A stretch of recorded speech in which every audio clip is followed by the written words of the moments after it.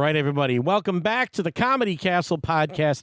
I'm Joel Fragamini. I'm going to be your host, telling you everything that's going on here at the Comedy Castle this week. A very special show today, the 200th Comedy Castle podcast. That's what this is. That's what you're listening to right now, the 200th episode of the Comedy Castle podcast. And 200, two interviews. And not just two interviews. For my money, two of the best comedians in the world are speaking to me today, and they both happen to be here this week at the Comedy Castle. Tom Cotter and Brad Upton, two great interviews.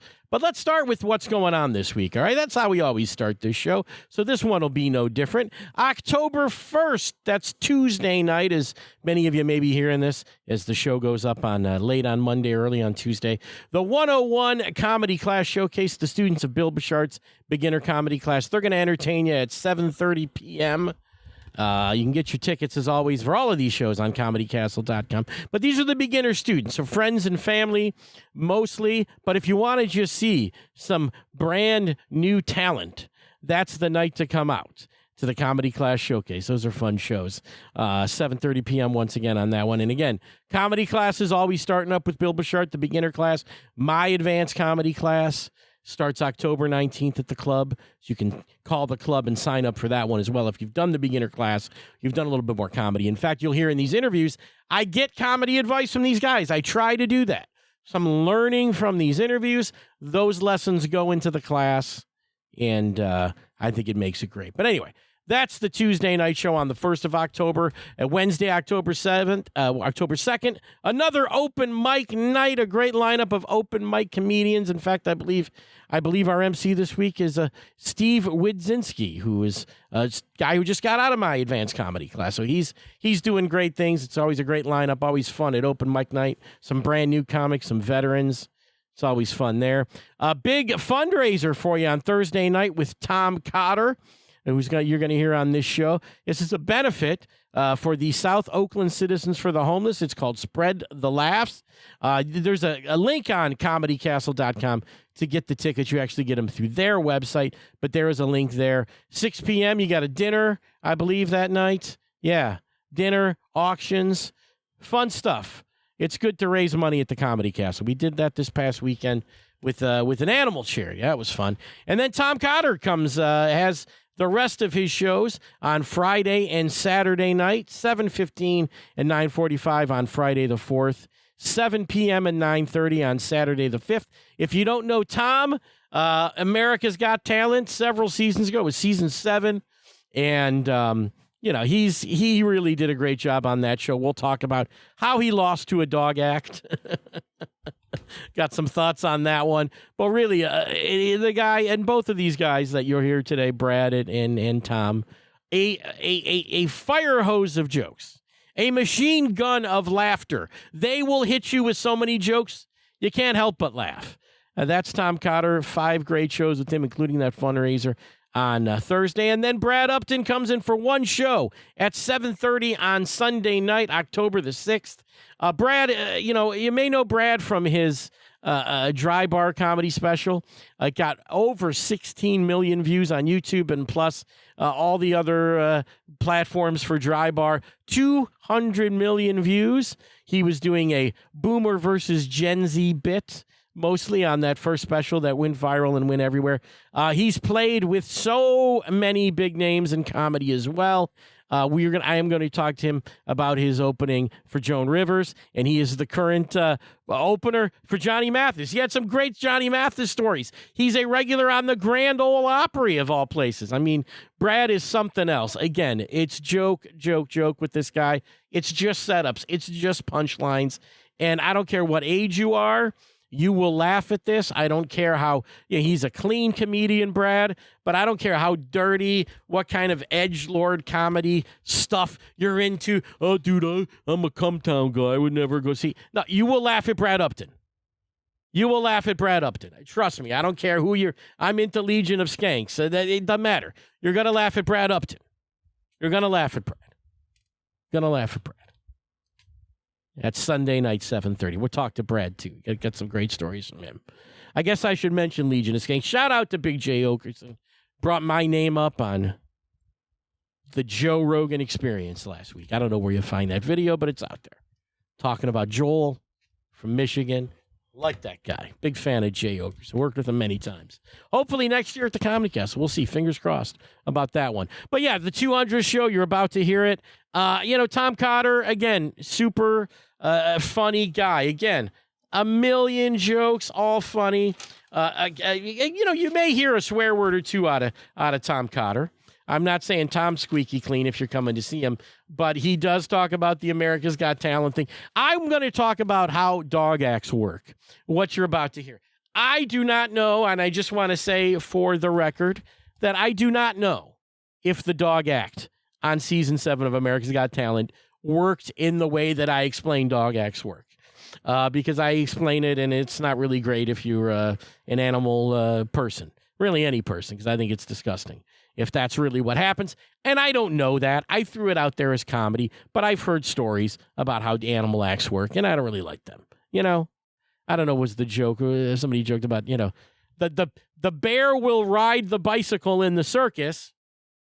He's not really riding the bicycle. His feet are nailed to the pedals, and he's running away. I forget which comedian said that, but that's a great bit. And it kind of works that way. So, I'm not a big fan of the dog act.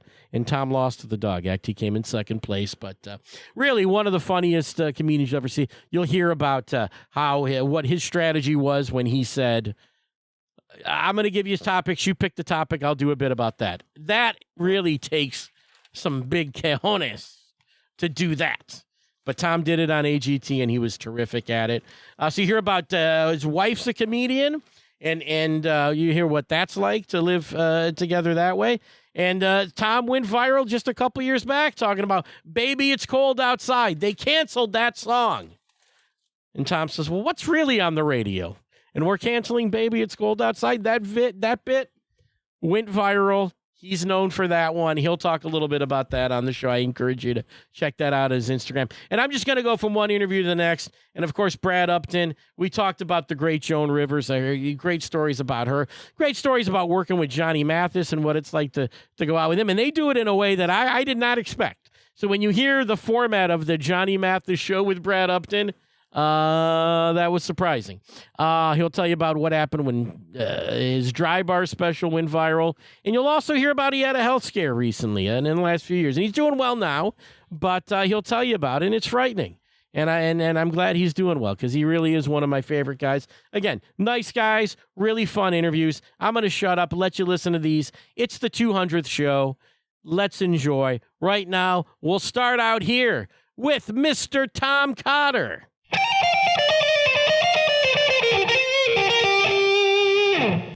Well, listen, I'm gonna start the interview right now then, because I think you're one of the best in the business.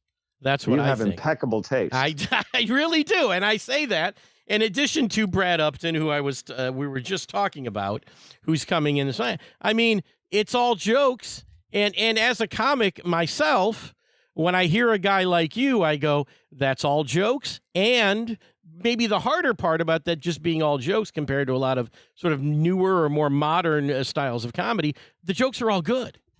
Like, that's amazing to me.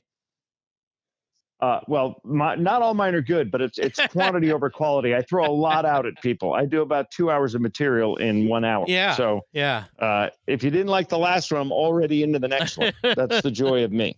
Yeah, you've really sort of made a name for yourself that way. I think America's Got Talent was really an example of that. When you were going into, I forget what round it was. You can tell the story about. Give me a category and I'll do a bit on it. Yeah, we called that comedy on demand, and that was just terrifying. So that, that's terrifying to do.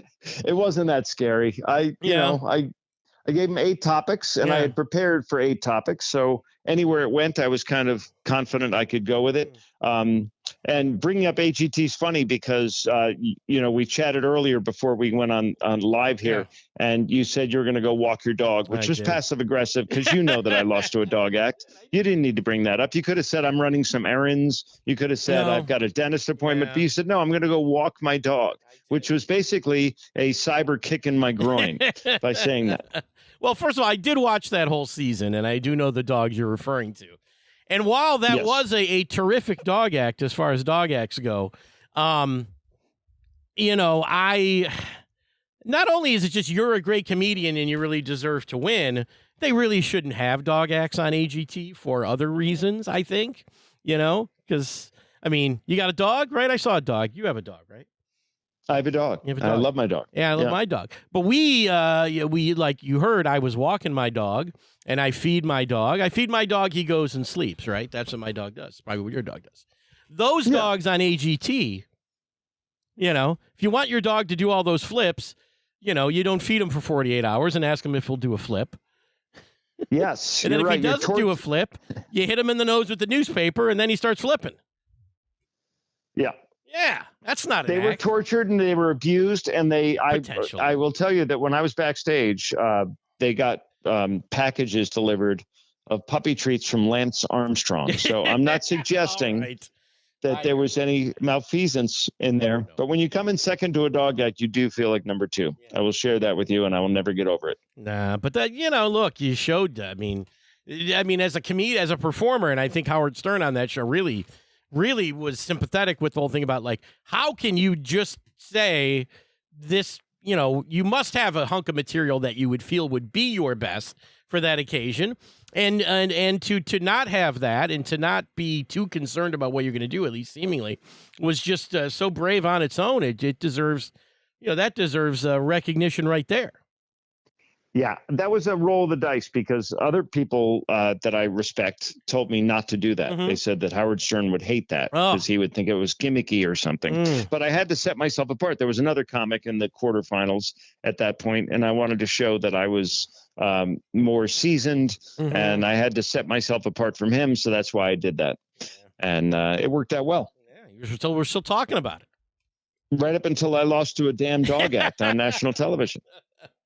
Well, how many years has that been? It's been a few years, right? So it's been a while. You know what, Joel? I take solace in the fact knowing that most of those dogs are now deceased, and I still win. I was going so with it. Who's the real winner here is what I ask. Well, the dogs are not at the Comedy Castle this weekend.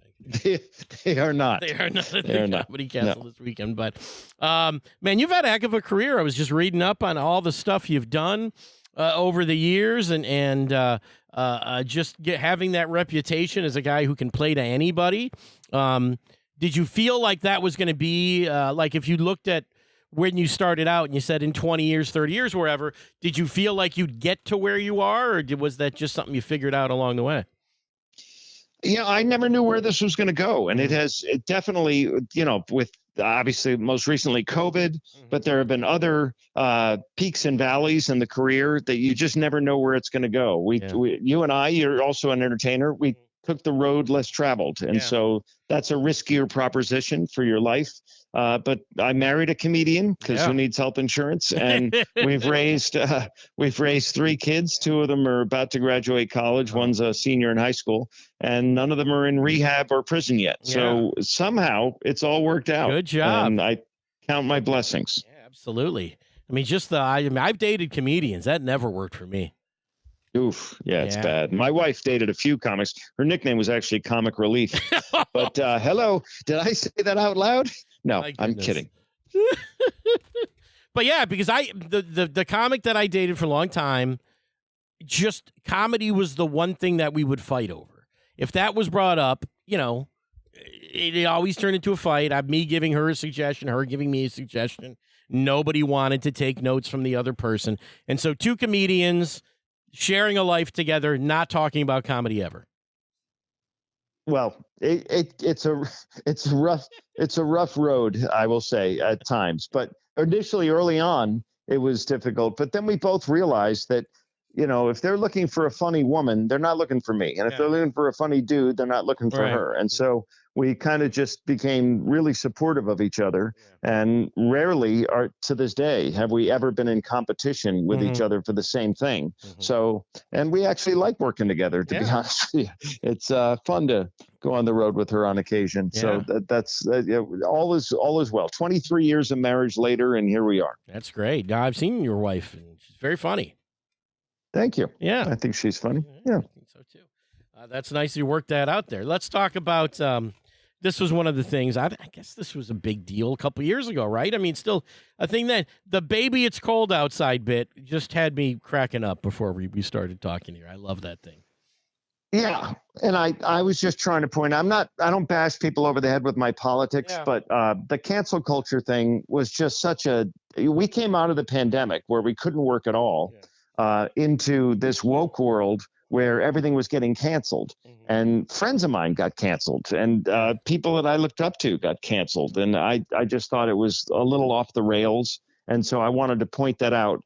And this was one of the ways I could do that. So I did that. I did that viral video. It went viral, and it's gotten me a lot of exposure. And some of it not positive, because a lot of people don't agree with my stance on it. But really? I'm just trying to make a point that you can't. We used to have freedom of speech in this country, and if you don't want to be offended, don't go to a comedy club.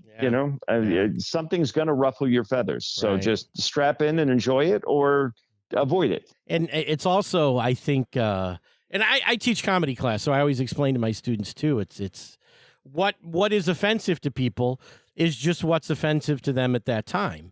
To try to define it and tell you, oh, never talk about this, never talk about that.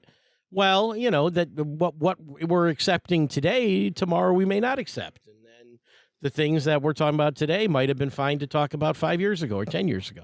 It just makes you insane. A little bit. And they keep moving the goalposts. Yeah, absolutely. Like in our New York City now, there you get frowned upon if you say homeless. Now they want you to say undomiciled or unhoused or undomiciled. God, really? I mean, how is that different than homeless? It's semantics. But that's where people are now. And so and that's just one example. There's so many other examples of how we've changed things. And I used to come out and say, good evening, ladies and gentlemen. And now you can't do that because you're assuming someone's gender. Yes. So, now you have to, good evening, ladies and gentlemen who identify as ladies, and ladies who identify as gentlemen, and everybody. And it's like, come on, enough. Just, now I have to, and Disney even did that. Disney used to say, good evening, boys and girls and children of all ages. Now they've changed that because everyone's so triggered. And I used to worry about born again Christians, but now I worry about young people who wake up in the morning waiting to be triggered by something. And that's their first mission, is to be triggered so they can go on social media and eviscerate somebody. And it's like, come on. And now they're finding Seinfeld offensive. Seinfeld is squeaky clean. If Seinfeld's offending you, holy God, the rest of us are doomed. I tell my students, and this, I know the world doesn't agree with this, but the only obligation you have is to entertain those people who are in front of you right now. And don't worry about how this is going to be viewed later or what people are going to think about it. That's the audience. And so when Seinfeld is made, it's made for the audience of people watching television in the 90s. And they were okay with it. Yeah. Yeah. So I tell people, they come up to me after the show, and, most people are very nice and everything, but occasionally someone will say, hey, I have a relative who is a little person, and you did a joke about dwarfs or something. And I'll be like, yep, I did. I'm sorry if you were offended, but I'm not going to take the joke out. I'm going to do it again, because, 99.9% of the other people in the room laughed at it, and you might have not laughed at it. But I appreciate that you didn't have a hissy fit in the middle of the joke and came up to me afterwards and said something. But that's just kind of, it's a weird place that we are now, Joel. I'm preaching to the choir. I know you know this as well, especially since you're teaching it. I'm teaching it and working at the club. I see it every week. And so just real quick, we'll get back to the interview, but do we have to put some sort of notification about dwarfs as they enter the building? Should there be something on the doors that, if you're a dwarf, you may want to turn back now because Tom Cotter's. I'm short. I am vertically challenged. I'm 5'7" on a good day. That's what it says on my license, and it's a lie. Yeah. So when I play mini golf, I call it golf. So I think I'm allowed to make fun of things. I do these corporate gigs now, and I used to just show up and do the corporate gig. Now I have to have 6 phone calls before the corporate gig because someone from every department wants to make sure you're not going to say something. And so by the end, there's no meat on the bone. All they want me to do is make fun of myself. And nobody wants to listen to self-deprecating humor for an entire hour. So, you have to be, comedy is mocking and lampooning, and we should be able to do that. Yeah, it is. But We live in a weird time where people don't accept that. All right. So the list right now, I'm going to it's another piece of paper. Don't worry about it. But anyway, let's move on. Corporate shows. You mentioned those. I always tell my comedy students, one of the most lucrative things in all of stand-up comedy is a corporate gig. And not everybody can do the corporate gig for a lot of the reasons you just mentioned, but that's the thing that you found success doing, it sounds like. Yeah, I tell people it's all C's. It's colleges, corporations, cruise ships, casinos, and comedy clubs. And during the summer, country clubs. And the two at the top of that list, colleges and corporations have the deepest pockets. They have the biggest budgets. So obviously you want to be able to work at those two. I'm a little older now, so I'm doing less colleges and more corporate. And yeah, those are great. Those are my people. They're people I can relate to, and people who are maybe married, have kids, like sports and stuff that I can relate to. So I love doing corporate gigs now. They're not only do they pay better, but they usually treat you pretty well, and you get to go to some pretty cool places when you do them. But do you feel that the audience for those is sometimes like they're not really there for comedy? They're there because it's a sales meeting or something like that, and that you're sort of having to, that it's comedy out of context a little bit? Or do you feel like they're completely into it, or there's a amount of time that you need to bring them into it? Yeah, I think the way it's set up when I do it is I say, I'll go before dinner or after dinner, but just not during dinner, because nobody laughs with a mouthful of lobster tail and prime rib, and I've experienced that many times. But generally, I think they're pretty appreciative because they've listened to sales meetings all day, and I know I'm funnier than a sales guy. So you generally, we're a little respite at the end. We're a little reward to them sitting through these horribly boring and mundane sales meetings with charts and everything else. So I think they're appreciative and they enjoy it. It's funny to see whoever the big swinging, I don't have to finish that sentence, but whoever the big guy in charge or girl in charge is, if they sit up front and they have a good sense of humor, I watch the audience from the stage. So I watch all their heads turn to see if that person's laughing. And if that person's laughing, then they feel like they can laugh. And if that person's a stick in the mud and has no sense of humor, I'm screwed, because if that person's not laughing, they're going to hold in their laughter. So I always say before the show, if the CEO or whoever the big president is kind of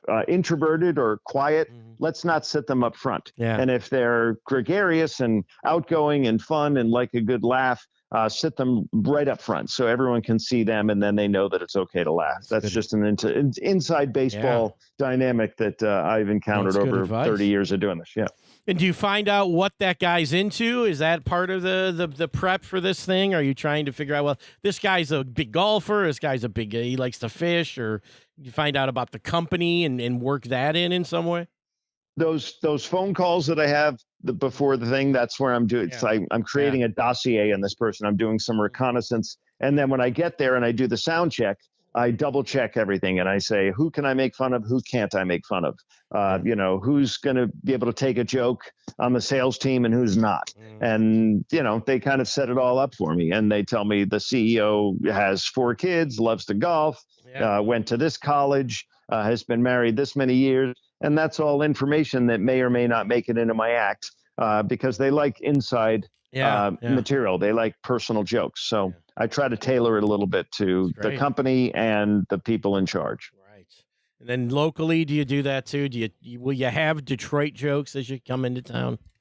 I may mention the Lions, who are on fire right now, and I may mention Michigan versus the Spartans. There's all kinds of stuff I can segue into and out of, and the clock goes so quickly that I can't get it all in an hour. But over the course of the weekend, we'll get to all of it. I'm sure. Detroit Tigers are in the playoffs. Did you know that? That's big, because my Boston Red Sox suck right now, and they did not make the playoffs. So. We haven't been in the playoffs in 10 years in this town, so it's a big deal. But well, you deserve it. I guess I had nothing to do with it. It's a good sports town. It is. You guys live in a great time right now. I think so. Detroit's all right. And Royal Oak, not exactly Detroit. I think you're aware of that. I am aware of that. I like Royal Oak. I've been there a few times, and I like going there. I like all of Michigan. I work at Dr. Grin's on occasion. Yeah, I've done that. I used to do a club called Chaplains years and years ago. Oh my God, I played there a million times. Yeah, I think that went the way of the dinosaurs. Yeah. So yeah, I've been there a million times, and I went to school in Ohio, so I went to Michigan for weekends all the time. So yeah, I'm a big fan. Yeah, Chaplin's Comedy Club. We got stories about that place on this show over the years. The Hargis brothers, those guys were just the worst. Just the worst. It was all right. I mean, it was a nice. The audience came out, had a great time. They set up, nice setup and stuff. But my goodness, it was no Comedy Castle though. If we're being honest, you know what I mean. Look, part of what makes a comedy club great is the owner and the person that's running the thing, and when our owner Mark Ridley is a guy who loves comedy, that helps.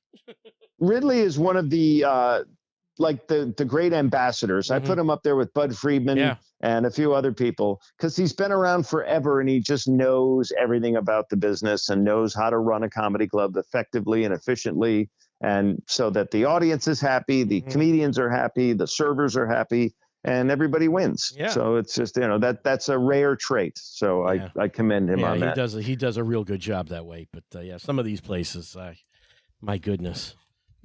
Yeah. Oh God. Again, you're preaching to the choir now. I work at these places. I'm like, how are you in business? How do you have a liquor license? What's the worst place you've played? Oh God, I've done so. I worked in Pakistan. Oh geez. I'm going to Israel in October. Well, you timed that well. So, I'm not saying they're bad places. I'm just saying they're. I may not make it back. That's all. Right, but yeah. Okay. God, I've done everything, dude. I've done jokes in a factory. I've done a laundromat back in the day. I've told jokes everywhere. Yeah. So I've had great shows in horrible places, and I've had horrible shows in great places. That's true too. You really can't figure it out. That's absolutely true. Yeah, you have those where you go, oh, what a beautiful place, and then it's like, oh, God. The show is a complete afterthought. I hate being background music, and they do that to you all the time at corporate gigs and fundraisers and stuff. And bring the food out right as you step on stage.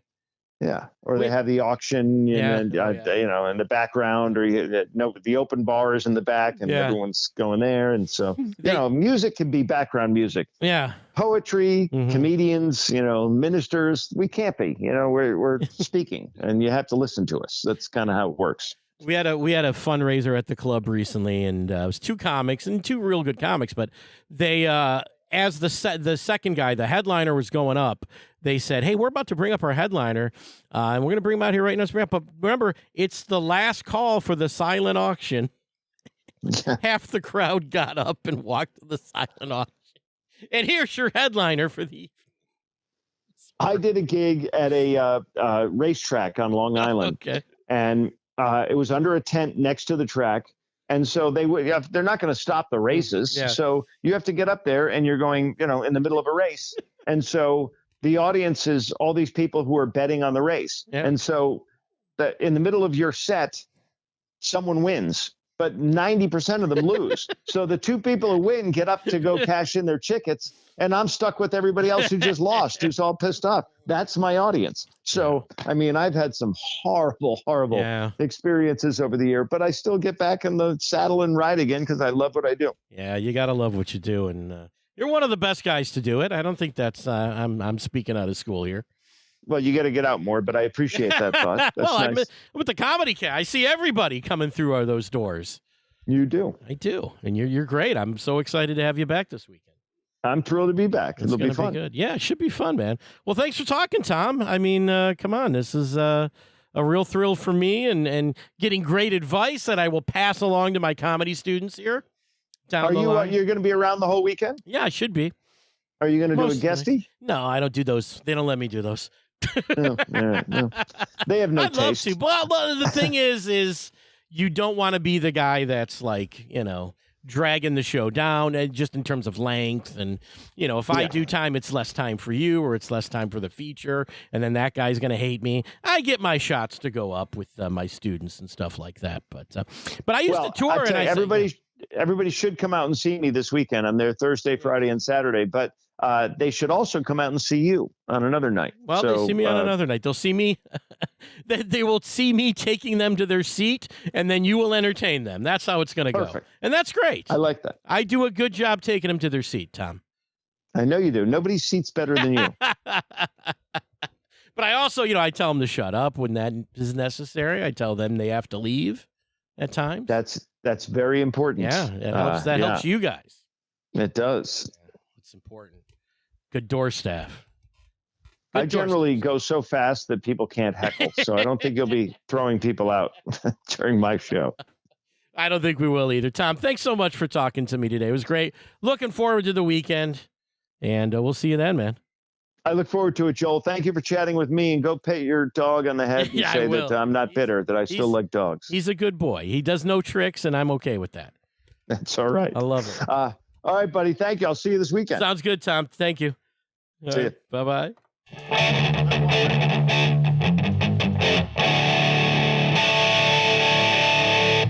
Ladies and gentlemen, on the other end of my line, it is a real honor to have Brad Upton on the show. Brad, how are you? Good. How are you? Thanks for having me. I appreciate it. Yeah, I'm looking forward to Sunday. Yeah, I am too. Yeah, it's been a minute since you've been back. I met you the last time you were there. Yeah, so that's been a couple of years, maybe I did a corporate event in there. Oh, it's possible. Or a fundraiser. Yeah. I don't remember. Couldn't tell you, but I remember I seeing you live for the first time at the club, and I complimented you after that show, and because as a guy, I'm a comic myself, I teach comedy classes at the club, and I said, you're just setups and punchlines. It's the leanest show you'll ever see. It's setups and punchline. Those jokes come as fast as anyone. It's amazing. You are real talented. Yeah, there's not a thank you. There's not a lot of fluff. I don't waste a lot of words. That's tremendous. I mean, you just talk about killing it. I mean, people don't even catch their breath. They're laughing. Yeah, it's weird. I mean, at this point in my career, because I do about 75 minutes, and when you start, you're doing 45, and you think, man, you're doing 45 headlining sets. And that's a big, long, killer set. And now I'm like, God, 45's quick. It's weird. Yeah, the goalposts move a little bit. Yeah, exactly. Yeah. Well, that's it. You got to get the jokes in, and there's a demand. Why? Right. Why watch an opener? Enough stuff. You got more stuff. Yeah. No, I got enough stuff to fill it up. And I feel like now that people know who I am, and I'm selling tickets, and they're buying tickets to see me, I should give them a longer show. Absolutely. You've earned it. Yep. Earned it. When did you start comedy officially? What was the first year? It was 40 years ago this month. Was it really? Wow. Okay. September 4th of '84 when I did my first open mic. Yeah. I just passed my 40th anniversary. Well, that's tremendous. Congratulations. Before you were born. No, not at all, dude. I'm 52. Oh, okay. I'm 52. Oh, okay. Yes. All right. It is my 25th anniversary of comedy in November. Oh, great. So, congrats. Yeah. Yeah, I know. But I'd say rookie. Exactly. I will always be, and I know the guys I started with that had been doing it for 20, 30 years when I started. I'm always the new guy to them. Yeah, exactly. You never get past that. But so you were really part of what you call the boom, the 80s boom. Absolutely. I mean, I started in September of '84, and by June of '86, which was about 20 months, I quit my day job and went full time. Yeah. And you can't imagine somebody doing it in 20 months now. There's no way. Yeah. But there was enough work and enough gigs, and you're like, I'm quitting. I'm doing this full time. So let me ask you about the 80s then, because I hear stories from the old timers in Michigan that I would open for starting out, and it was 8 shows a week and $1,500 to middle for a week and all that stuff. Is that all true? Did you experience that? Yeah. I mean, I never got 1,500 to middle, but there was enough. There was all kinds of feature weeks that paid $700. Yeah. You know what I mean? All kinds of them. And then all kinds of one-nighters that paid bar gigs that paid $200 for the headliner and $100 for the feature. And you could fill up your calendar and make nice money. Well, some of those bar gigs are back, but they're still 200 and 100. Well, they're not even that around Seattle. The money's gone. I'm like, this is unbelievable. 40 years later, and the money's less. Yeah. That's just terrible. Too many people want to do it now. It's easier exactly. it's easier to start now, I think, for most people. Oh, it's easier to get on stage, absolutely. And there's in Seattle, there's probably 1,000 open micers. I don't know what the number is. Yeah, but, no, you're not wrong. When I started, there was a dozen. Yeah, you know what I mean? Yeah, you when just in the knew who 90s, was around. yeah, in the 90s, there was like 20 open mic guys. Yeah, and you know who they all were, and they were all friends of yours, and now there's hundreds. Yeah. Well, but all doing 3 minutes. All doing 3 minutes. I talked to a guy recently, and he's doing a lot of the one-nighters, and I really just work at the Comedy Cast for the most part, so I'm not really on the road much. And I go, why are these one-nighters having 5 and 6 comics on the bill? Like, exactly. Are you splitting that money 5-6 ways instead of 2 ways? Or what's no, nobody can get up. When I started, you wanted to get to where you could do 15, so you could MC, and then you wanted to get 30, and then you wanted to get 45. Well, these guys can never do that because they're only ever doing 8 minutes. Yeah. And it's hard to build an act. That's why there's guys that are doing it for years and they don't even have 30 minutes yet. And it's not that they aren't very good. They just don't get chances to stretch their legs. Yeah. Do that. But you're out there doing everything. I'm looking at what you're up to. I mean, come on. You got this. You're in Ohio before you're in Michigan. This week? I'm doing Killbuck and Minerva, doing some little theaters on Friday, Saturday, and then Sunday morning I drive to Royal Oak, check into the hotel, sleep like a brown bear, and then head for the club. Yeah. And then I see you're still out with Johnny Mathis. That's amazing. I am out with Johnny. He can still sing, man. It's unbelievable. I got 3 shows with him. I got 3 shows with him in December. They're all Christmas concerts. Yeah, that's terrific, man. Johnny's still out there. Because then Johnny can sing. You're telling me that. You're not just saying that. I'm telling you, man. You're telling me here. You're not lying to me. That man's voice is still powerful. He still hits the high notes. You're like, yeah, look at that. Yeah. I saw pictures of you two. He looks great.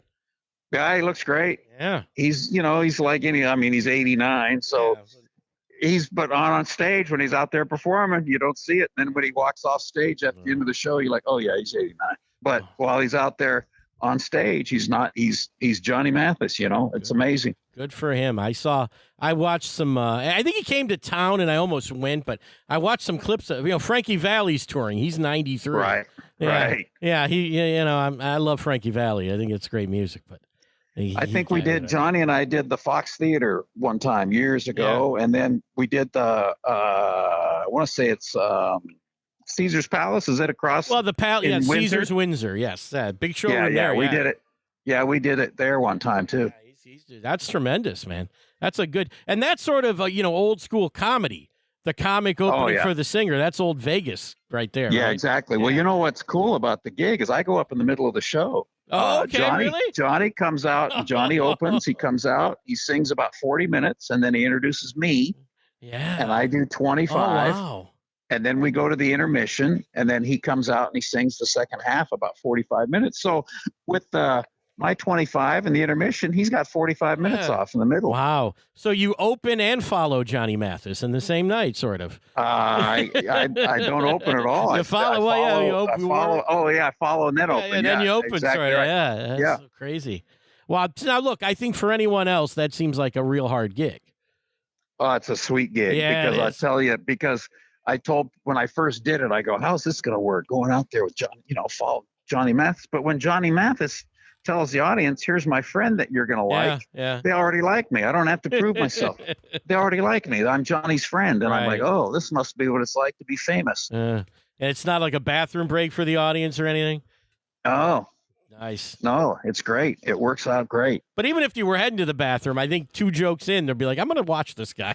I think they didn't know you. They'd be like, oh, this guy's. Yeah. That audience is old, so they're ready to go to the bathroom. Yeah, they are. Yeah, I'm old. Please, come on. But yeah, that's a tremendous gig. And I think doing those, and I know I've opened for, bigger acts and stuff. You have to be good. If people aren't there to see you, and you're not good, they don't care at all.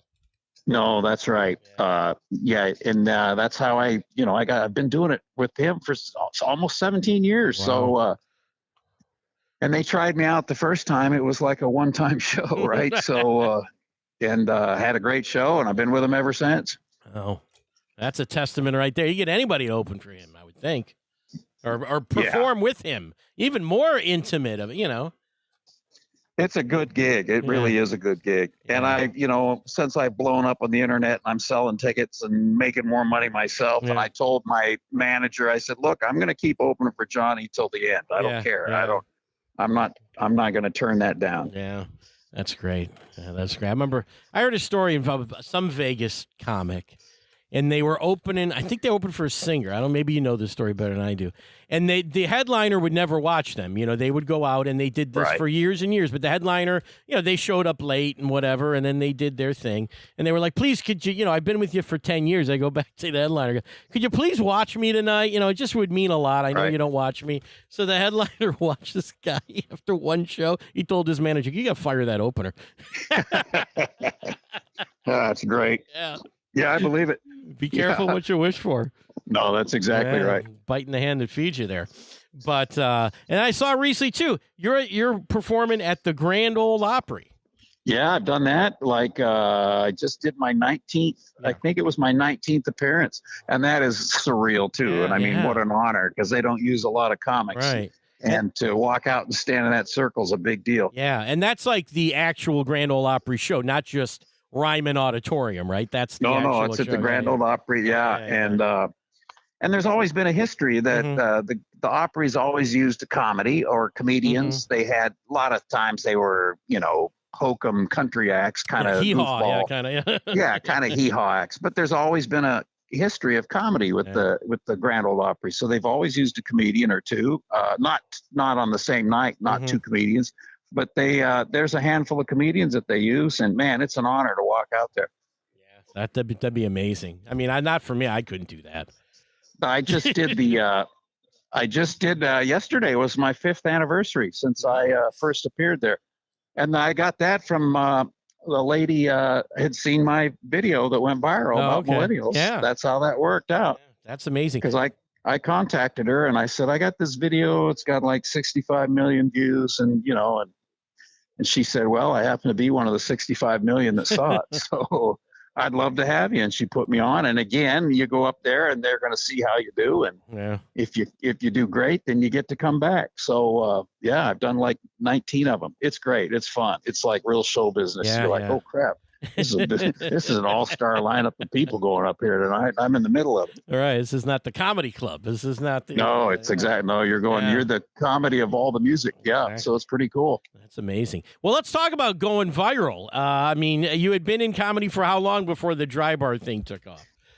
Like 34 years. Then that video blew up, the first one about the millennials. Nobody more surprised than me because, all that stuff about the millennials, I'd been doing it for 10 years. So it's like all of a sudden this thing blew up. I'm like, whoa, I've been this isn't new material. This is just something I've been doing in my act all these years. But, that's how viral stuff, all of a sudden a much bigger audience sees it. And it was pretty weird. In year 34, very odd. Yeah. And it's technology that didn't even exist when you started. No, not at all. Yeah. Cell phones didn't exist. The internet didn't exist. No, none of it. That's amazing. Because we just had a young comic, Cam Bertrand, who did a great job this past weekend. Same deal. He went viral on the dry bar thing at the age of like 24. Wow. And you go, well, you expect that. You expect the young guy. And then when you did it, it was really amazing. That's how I heard about you originally. Well, I know a lot of, I've known a lot of comics in my peer group, and they were all reaching out to me so happy that somebody our age had popped, you know what I mean, after all these years. So everybody was kind of just thrilled for me, too. Yeah. So that was very humbling. Yeah, because you put in your bio about, I never moved to the coast, and you always stayed with your family and all that stuff. Now, did you ever feel a little ping of jealousy when people were getting big opportunities, guys that maybe you started out with? Or I never got really, no, not really. I just never, I was like, something will happen. My turn will happen. And then, I had literally made peace with the fact that nothing was ever going to happen. And that was the key, to give up. Yeah. To give up, and then you'll hit. So I was like, well, I'm 34 years into this. Nothing's going to happen. And that's okay. I've checked all the boxes off anyway with my comedy. You're just not very well known to the public, and that's okay. And you've been in this 25 years. You know a bunch of good guys that have been doing it forever. Absolutely. And they're great. Yeah. They're great comics. They're fantastic comics. They're just not big names. Yeah. I mean, all the guys I would tour with back in the day, guys like Norm Stoltz. I don't know if you know all these names, but Midwestern guys, Norm Stoltz and Billy Ray Bauer, Bill Hildebrand was a guy that took me on the road. And it was just, these guys could kill anywhere. And I would go up, and sometimes I did great. Sometimes I just did okay. The occasional bomb that I, always blamed on the audience or the venue. Right. But doesn't matter what happened to me. Whenever they went up, it was always great. They always did well. And those guys are all over, and you're just like, the public doesn't realize it, that there's some really good guys that are out there slugging it away, and they still write and they still perform, and they're great. So it was a big deal. It was very odd. And then, I had that blew up in 2018. And so I was getting some momentum off of that. And then COVID hit. And then people found me during COVID. Nice. A lot of them found me during COVID, just sitting at home with nothing to do. And a lot of people found me. And then just coming out of COVID in 2022, I released another special, and that went great. Yeah. Oh, that's terrific to find that audience and to be loyal to you like that. Stick around. Yeah. Well, I'm really looking forward to the weekend. We have a great weekend, and that's not just you. We have Tom Cotter's doing the Thursday to Saturday. I love Tom. I've known Tom for years. I just got off the phone with Tom before we spoke. So, he's a great guy. I said, what do you, I'm going to talk to Brad. Anything you want me to say? And he said, Brad can go fuck himself. So I don't know. Yeah, that sounds exactly like you said it. You said it with his cadence, too. You said it with his perfect cadence. Well, any shit you want to talk about, Tom? Tom can go fuck himself. Exactly. This is it. We are the only two in the Las Vegas Comedy Festival. It occurred in 2003 and 2004, and he and I are the only two winners of it. Yeah, the Las Vegas Comedy Festival. Yeah.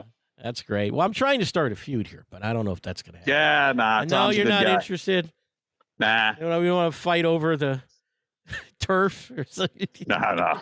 Tom's a great guy. I wish I could see him. I wish I could come into town and see him. He's great. No, I love Tom, and I love you. It's a great weekend. This is the 200th podcast that we've ever done on the Comedy Cast. Oh, and I've got two of the best guys in the world talking to me. Thank you so much. I feel completely honored by this whole thing. I appreciate it. All right. Look, before we get out of here, I got to tell me about Joan Rivers. Working with her, I need to know. She was wonderful too. I did about 20 shows with her. I went on a couple of different tours with her. She was sweet as can be, and just a powerhouse on stage. I was a big fan as a kid. Yeah. I mean, just watching her work on stage, she'd come out, she'd do 70 minutes every night. And I mean, her foot was on the floor when she walked out. Wow. And, she was joke, just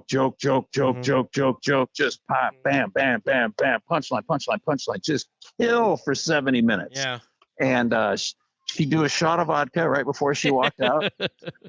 It was in her rider to have a pint of vodka, and she'd take one shot, and then right before she'd walk out, she'd hit that, and out she'd go. And just a sweet lady, sweet lady. And she liked me because I was clean. Right. She wanted her opener to be clean. Okay. She said, you know me, I'm filthy. So I'm going to drop the C word about 90 seconds into this. Yeah. So I don't want my opener to take the shock out of the audience. Shock the audience. I want to do it. Right. So she liked me, and she gave me, after the first time I worked with her, she gave me a phone number, and she said, here, this is the agent in Hollywood, and you call them and you tell them you've been Joan approved. And so that's how I got in with her. I'd start calling them and, look at her schedule and see, boy, could I do that one? Could I do that one? Yes. And then I just started putting together these dates. Nice. Yeah, she was a piece of work. Now, when you talk about writing, because Joan really did that. I saw the documentary where she, her joke files and that, and I feel like you're a guy that must spend a certain amount of time writing. What's your process for that? Do you sit down and write? Do you say, I'm going to write right now? Do things just come to you throughout the day, or before you go to bed? Well, I can tell you, I'll be honest with you too. I got lazy for a long time until I blew up on the internet. I got lazy. I had this hour that worked every night, and I still wrote stuff, but if for 34 years I walked on stage pretty anonymously every night, and people didn't know who I was, and I would come out and kill and hopefully exceed their expectations. And then after everybody saw me, I was like, oh crap, I got to start writing again. I got to start creating. So get off my ass and do it. But a lot of it is just observation and daily, and I have a lot of stuff I write down, and then I just keep looking at it and going, how am I going to get this funny? Where's the funny part? Yeah. And then the hard part now, though, is, trying to work it into your act, because you got to try some new stuff. And you're like, well, I'm going to put this new chunk here in the middle and see if I can stumble over it a few nights and see if I can make that work. So that's kind of what I do now. Okay. Because you have that thing about when you have an act that works, that the new stuff has to be as good as the old stuff. Absolutely. If you're going to drop 5 minutes. No, that's right, because these 75 minutes really work. So if I'm putting in 5 new minutes, then 5 good minutes is leaving. Yeah. So and then I got a bunch of callbacks. I got a ton of callbacks. Okay. So you're like, well, I don't want to drop that piece because it goes with this second piece. So yeah. Well, I've seen that so many times working at the Comedy Castle where, you're doing 5 shows a week, and some of these headliners will call back the joke they didn't do. That is one of the most awkward things you can ever see. Or they set it up in the first show and then call it back in the second. The look on their face is like, whoa, what happened? And the audience is just kind of like, oh, what that was. Yeah, it didn't make sense. Yeah.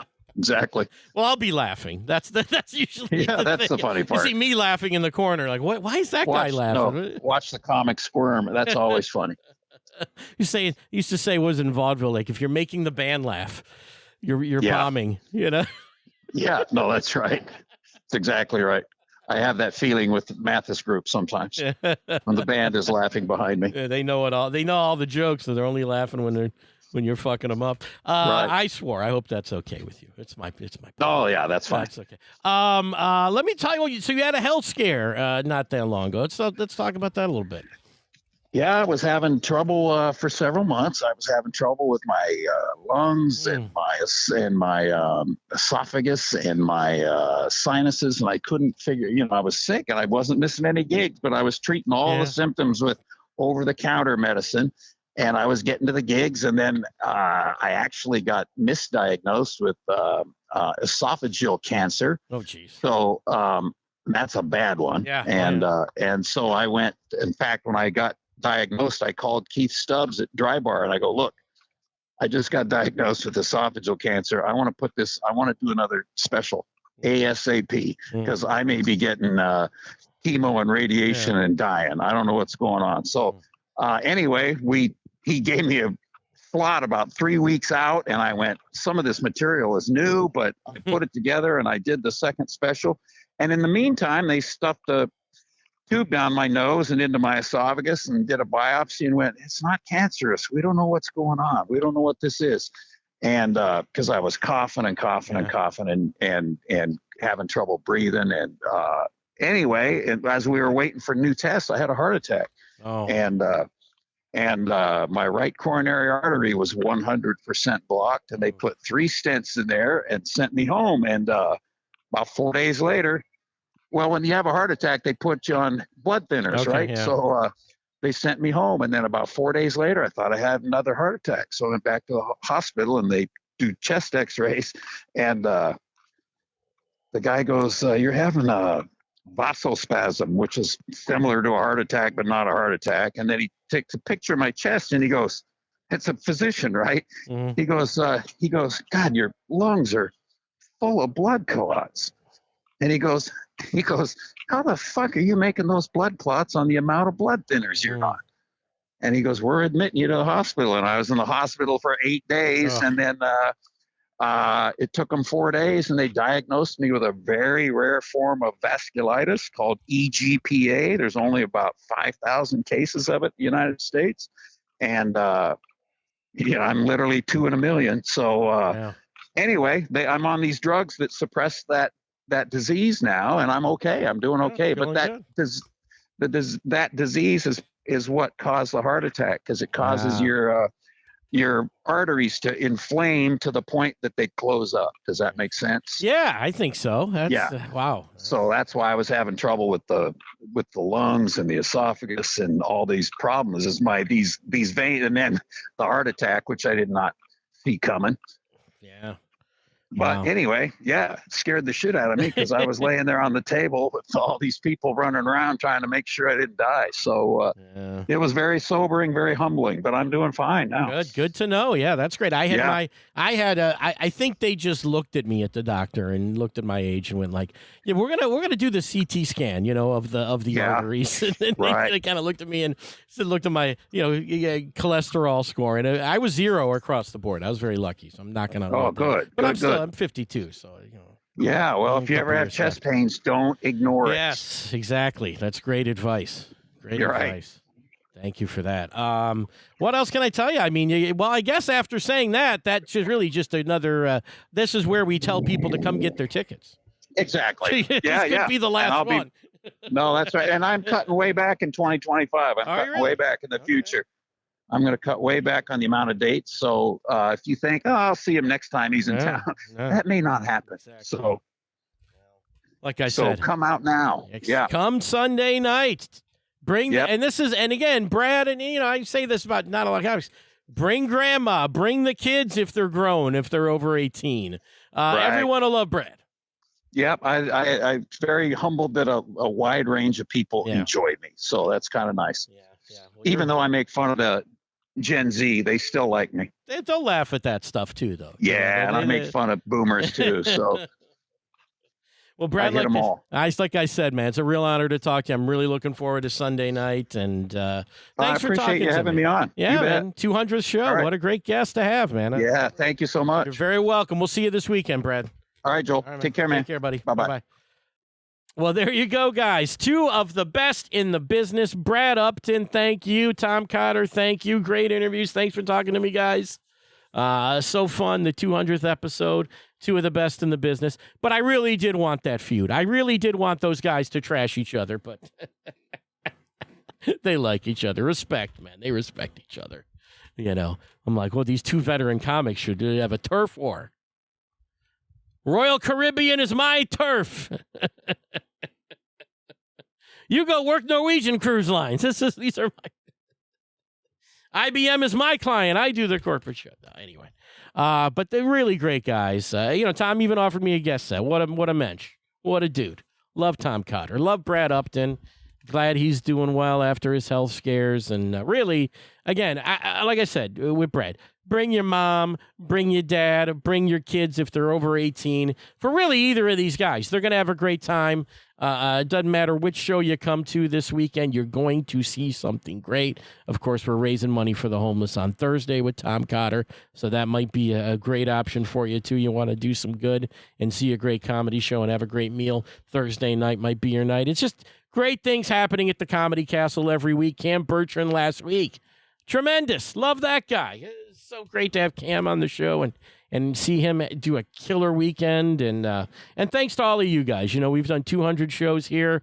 Tom McCarthy, had the idea for this show. He brought me in to produce it. And, me and him made, 100 and some shows. And then he turned it over to me. And I've been doing a one-man show here for the last few years. And I appreciate you guys listening, paying attention, and enjoying this show. I love hearing feedback from you guys. And let's just do 200 more, right? Or 300 more, or 400 more. Can I do 400 more shows, or will I drop dead before then? I'll be alive for 400 more shows. Will Mark Ridley's Comedy Castle be in existence for 400 more weeks?